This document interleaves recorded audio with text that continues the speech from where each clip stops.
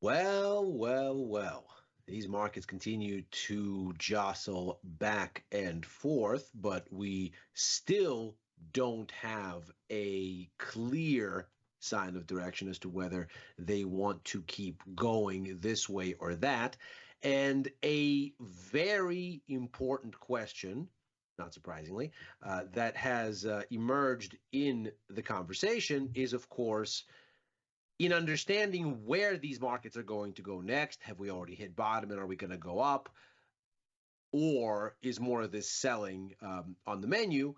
Is, of course, what caused the sell off in the first place and why it is that we are looking at all of this violence and volatility in financial markets. And in understanding that, if we can get a bit of a sense of next steps. This is, of course, Macro Money. I'm Ilya Spivak, head of global macro here at tastylive. And that's exactly what we are going to do here.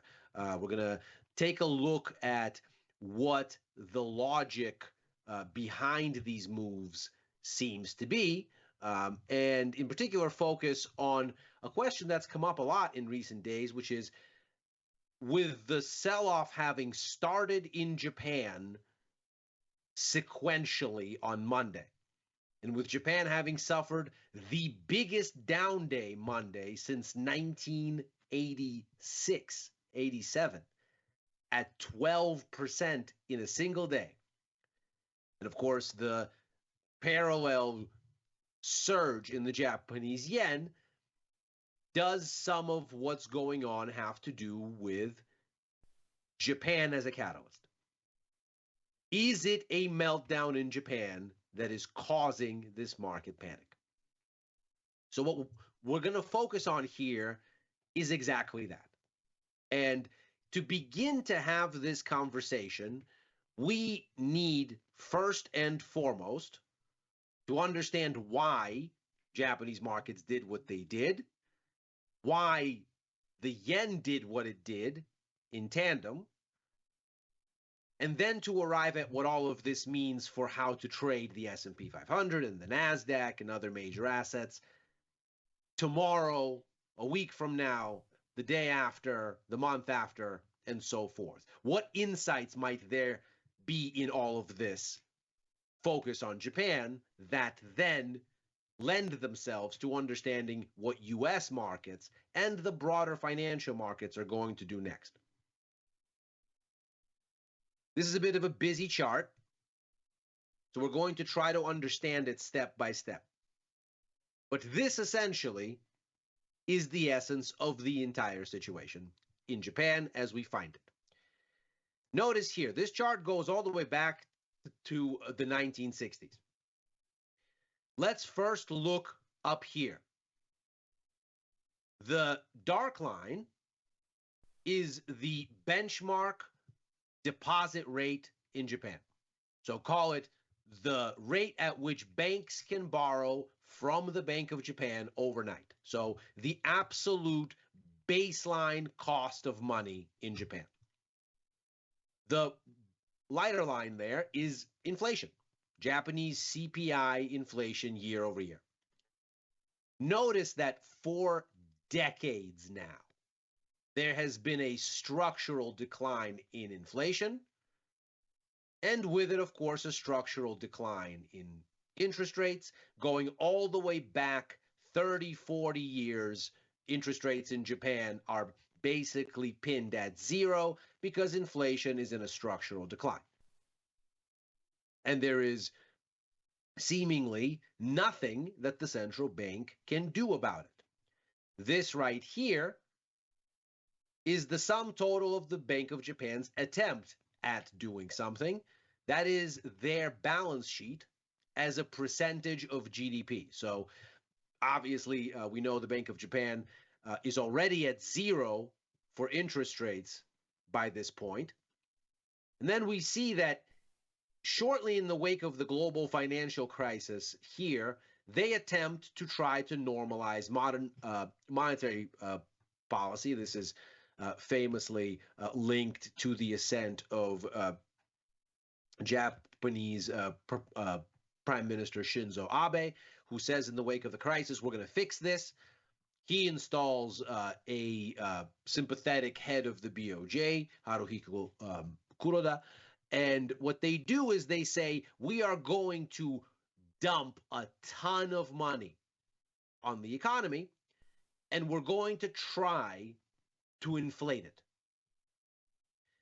This is the sum of the money that's being dumped as a percentage of GDP. And we can see that by the time we're arriving at the COVID pandemic, they've bought 100% of the economy equivalent in assets to try to buy up assets. And with doing that, obviously you have to pay for assets when you buy them, to push a bunch of new money into the economy to try to inflate it and to try to get this moving higher. Now, of course, it bears mentioning, why does Japan want inflation to go up? Well, if inflation is zero or tending negative, what you have is a downward spiral for consumption. Because essentially, if anything but the non-essentials are expected to be cheaper tomorrow than they are today, you're not going to buy them. That, of course, is a huge headwind for consumption. And consumption is the main engine of economic growth for most major economies, including Japan. And the headwind from weak inflation and anemic inflation expectations has for decades held back economic growth, such that it has been very, very few and far between, very modest, if at all, positive domestically outside of the export sector for a very long time. Japanese economic growth has been very anemic through much of this period. And what we see is that even with this massive monetary expansion, inflation can't go up in a sustainable way. Interest rates can't go up in a sustainable way. So the Bank of Japan has basically hit a wall here. There's nothing they can do. Why? And the answer is demographics. What you see on the bottom here, the yellow line, is Japan's working age population, those aged between 15 and 64, as a percent of the total.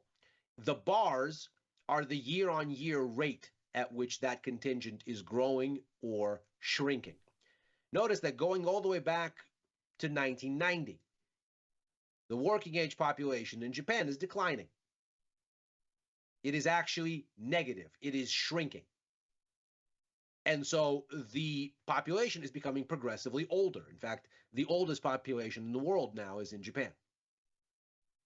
The peak consumption age for a person in almost any economy occurs somewhere around 45 years old.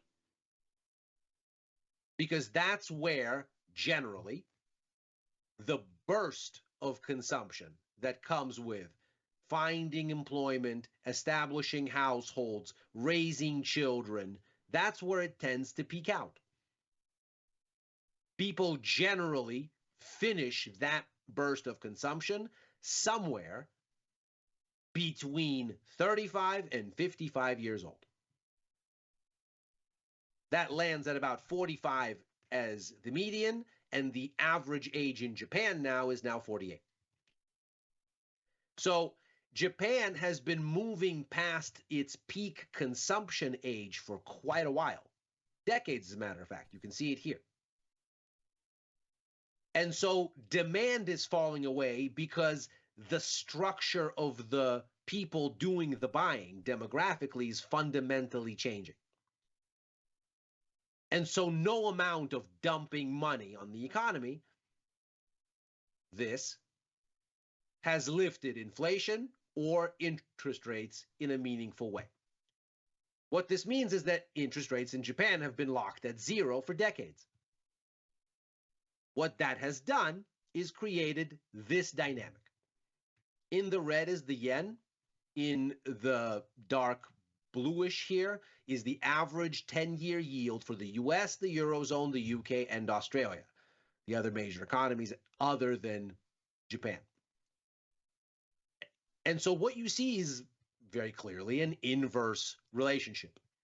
If yields in Japan are zero or close to zero, then it pays to borrow in Japan, borrow yen, take that yen and sell it, and buy higher yielding assets. The idea being that you've borrowed yen, you are now short yen, and you've bought other assets, and those other assets are conferring on you a yield. But what you're paying for your borrowed yen is essentially zero, which means that you're able to extract the yield differential between those things you've bought and the cost of your yen alone as income. And this is what a carry trade, quote unquote, is. That interest rate differential is called carry. And so what you see here is that because interest rates in Japan are zero, and of course they've started to go up elsewhere since the end of the pandemic. This is May of 2020 here. We can see that since the pandemic ends going into 21, and of course the very sharp rate hike cycle that you get in 2022, global interest rates are going up. The higher they go, the more attractive it becomes to borrow for nothing in Japan and to buy higher yielding assets elsewhere. And so the more attractive that becomes, the lower the yen goes because people are borrowing yen and shorting it to buy other things. They're effectively financing purchases of non-yen denominated assets by selling yen. Now, if you look at the way that this has worked out most recently, you can see it very, very clearly. Here is the COVID pandemic. Up here in the green, appropriately enough, is the S&P 500. In the red is Japan's Nikkei. On the bottom here is the yen. And this is USDJPY upside down. So this line is just the Japanese yen. When this line goes down, that's the yen falling. When this line goes up, that's the yen rising, lest we get confused with the way that this is labeled down here. And in the blue bars is speculative positioning in yen futures, 6J futures. This is from the CME. This is the CME's, or the CFTC's rather, commitment of traders report. And obviously you can see here that since we started to move off the lows here, what we start to see is a move to higher rates being expected and increasingly a building yen short. Speculative positioning in the yen becomes more and more net short until it obviously reaches a crescendo here. And we'll zoom in just a moment and unpack what actually is behind these moves right here. But what you see is as the yen short builds, the yen declines, and this is happening in tandem with major assets rising. So those things that yield more go up, and all this borrowed, shorted yen reflects it. This is not because Japan itself is doing something policy-wise. As a matter of fact, we can see right here what they're doing policy-wise is they're actually trying to fight disinflation, and it's not working.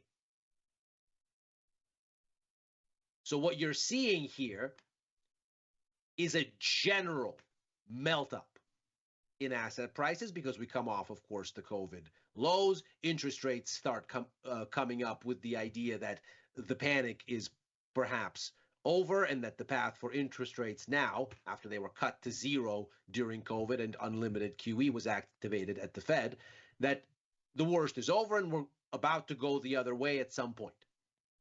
Obviously, that starts here.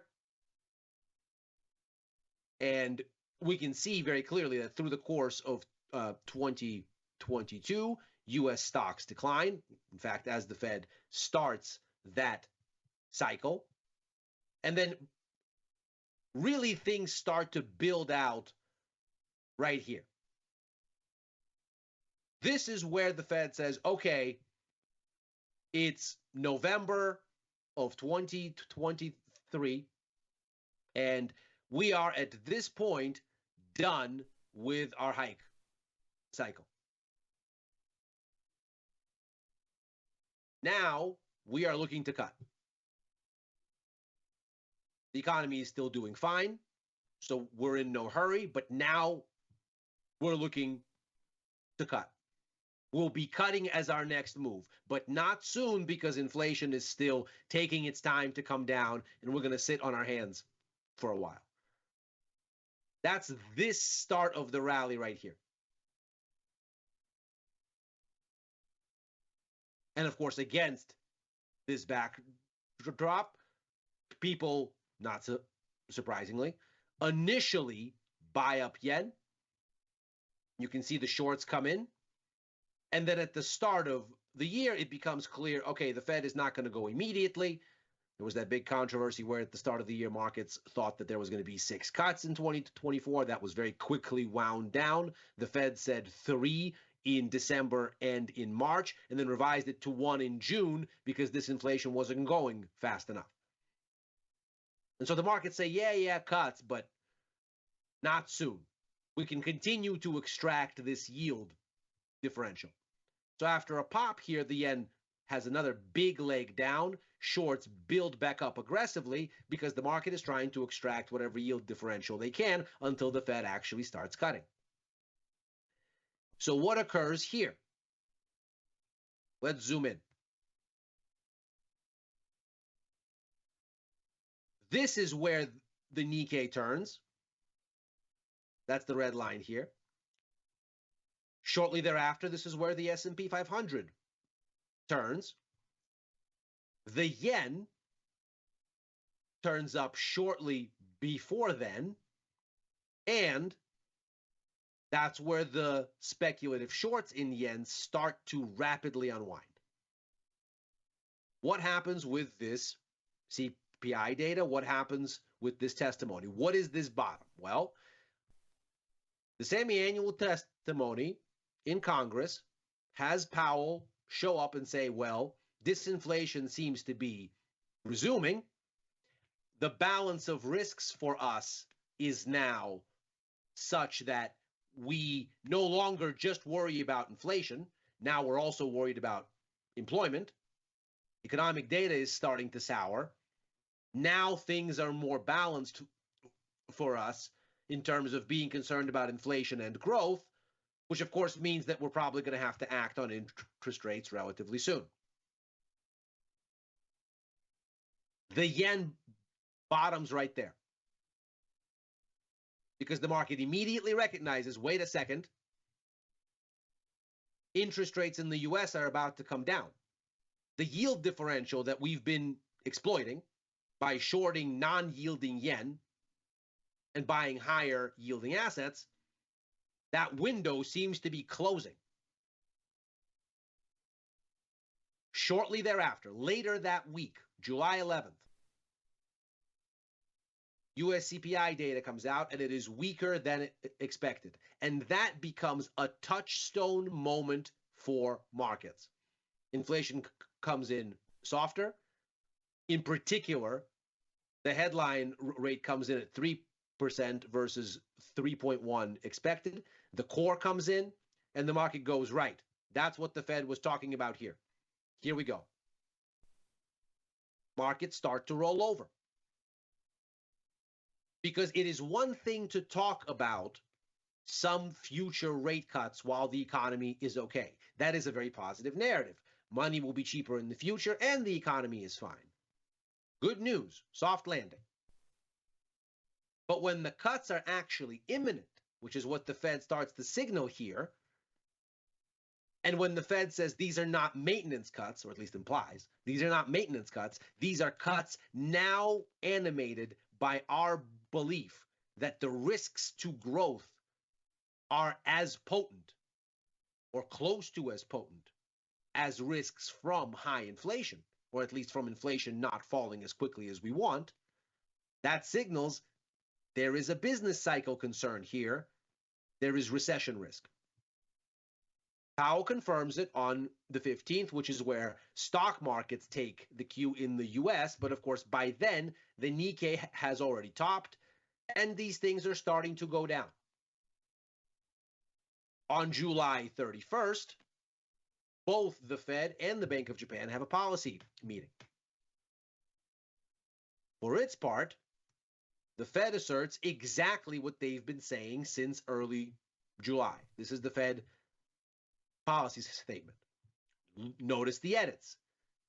Most potently, the economic outlook is uncertain, and the committee, having before been highly attentive to inflation, they cross that off and go, now we're highly attentive to both sides of the dual mandate, including growth. So the Fed makes it official.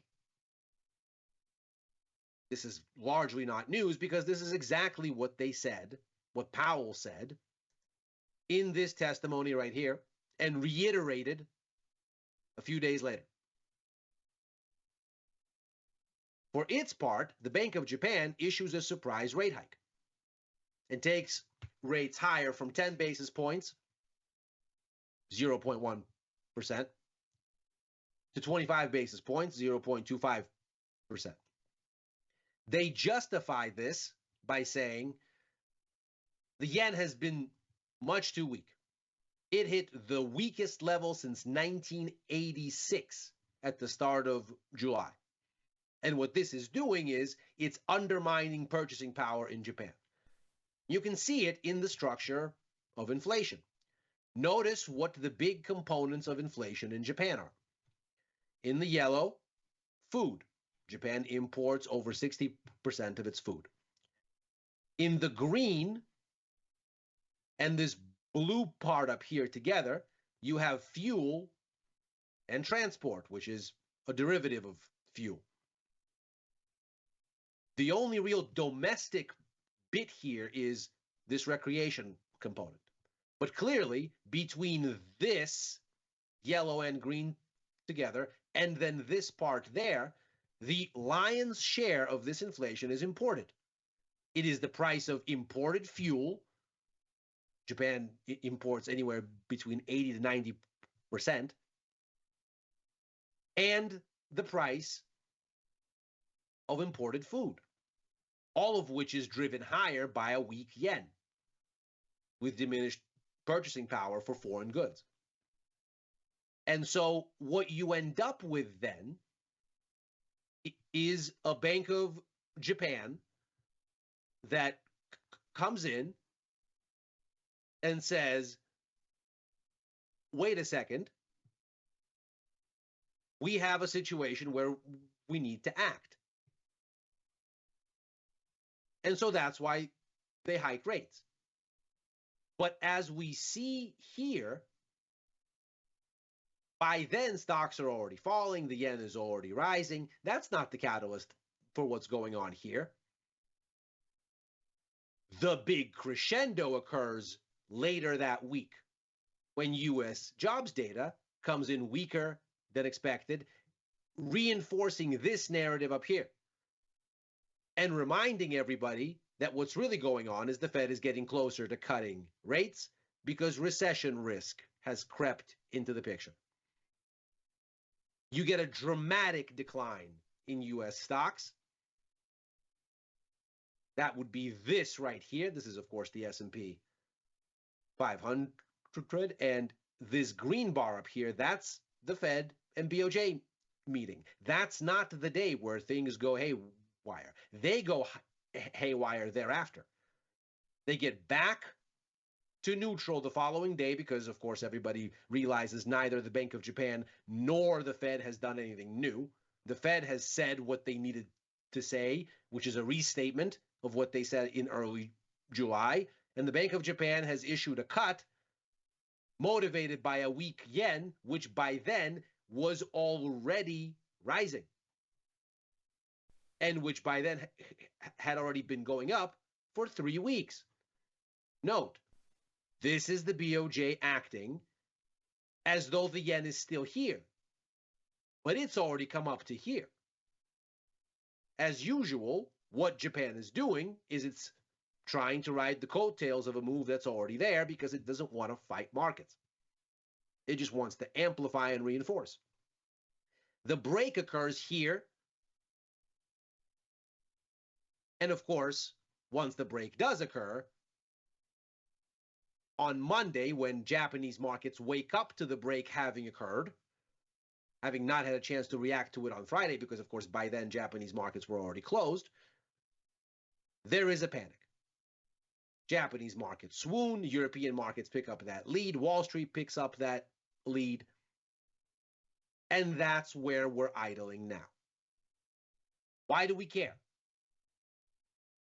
Because if this was an episodic situation in Japan and a one-off, well, then maybe this is a buying opportunity. But if, in fact, this isn't a Japan-centric situation and Japan is just caught up in the same macro readjustment to recession risk that everything else is, then this is a down move with legs to go. And any meaningful bounces here are selling opportunities, which is to say it isn't anything out of Japan that's going to make or break these moves. It is whatever the next shoe to drop is going to be on the U.S. rates side of the equation.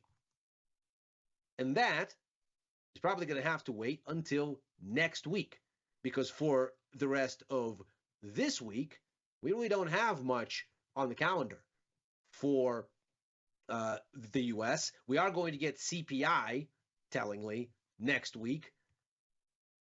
And that is probably the next big catalyst. We'll see, of course, if anything happens in anticipation of it.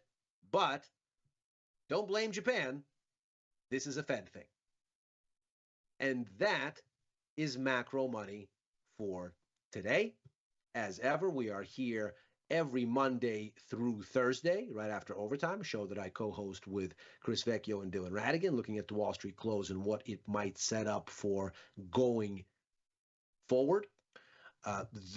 The fun continues later today, as it does every Wednesday. I'm on with Victor Jones for The Price of Truth. Back on with Chris for Futures Power Hour on Fridays. On with Victor and Tom for First Call Sundays. Writing for the News and Insights portion of tastylive.com. And opining sporadically on the platform formerly known as Twitter, at Ilya Spivak. Thanks very much for listening. Macro Money's back tomorrow. Take care.